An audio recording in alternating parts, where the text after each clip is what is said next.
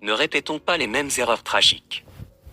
La vie du prince Harry a été un véritable tour de montagne russe, rempli de hauts et de bas. Né dans la famille royale britannique, il avait tous les privilèges dont on pourrait rêver. Mais tout n'était pas rose.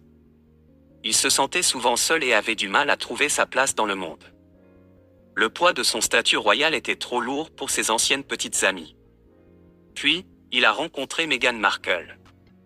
Ce fut le coup de foudre pour Harry.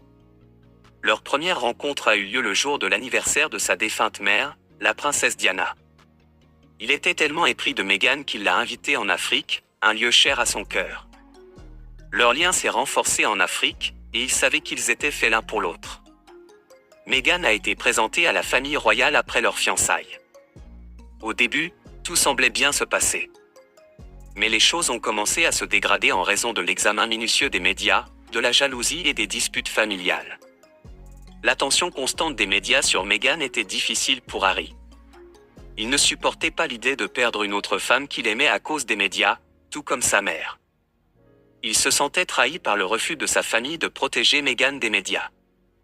Il pensait qu'une déclaration publique de son père ou de son frère aurait pu aider, mais ses demandes ont été ignorées.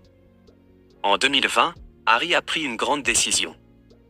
Il a choisi de se retirer de ses fonctions royales pour protéger Meghan.